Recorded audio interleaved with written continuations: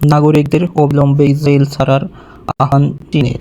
মধ্যপ্রাচ্যের নিরাপত্তা পরিস্থিতি ক্রমেই অবনতির দিকে যাচ্ছে উল্লেখ করে ইসরায়েলে অবস্থানরত নিজেদের নাগরিকদের দ্রুত দেশ ছাড়ার আহ্বান জানিয়েছে চীন। দেশটির দূতাবাস বলছে, নিরাপত্তা ঝুঁকি না নিয়ে যত দ্রুত সম্ভব ইসরায়েল ত্যাগ করা অথবা চীনে ফিরে যাওয়া। সামগ্রিক আগ্রাসনের জবাবে ইসরায়েলে ক্ষেপণাস্ত্র হামলা জোরদার করেছে ইরান। সেই সঙ্গে হামলার মাত্রা বাড়িয়েছে লেবাননের সশস্ত্র গোষ্ঠী হিজবুল্লাহ।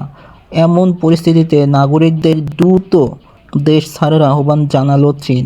চীনের রাষ্ট্রীয় বার্তা সংস্থা সিনহুয়া জানিয়েছে, ইসরায়েলে অবস্থিত চীনা দূতাবাসের বরাত দিয়ে বলা হয়েছে, নিজেদের নাগরিকদের সরিয়ে নিতে মিশরের সঙ্গে সীমান্তবর্তী তাবা ক্রসিং ব্যবহার করে নতুন একটি উদ্ধার অভিযান আয়োজন করছে চীন সরকার।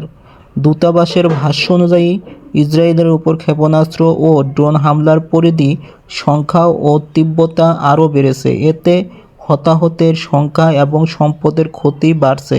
অনেকেই সময়মতো বোমা আশ্রয়কেন্দ্রে পৌঁছাতে না পারায় হতাহতের দুর্ঘটনা ঘটেছে। এছাড়া এখনও যারা ইসরায়েলের অবস্থান করছেন তাদের বিমানবন্দর, সমুদ্র বন্দর, বিদ্যুৎ কেন্দ্র, তেল শোধনাগার সহ গুরুত্বপূর্ণ অবকাঠামো ও সংবেদনশীল সামরিক স্থাপনা থেকে দূরে থাকার পরামর্শ দিয়েছে চীনা দূতাবাস।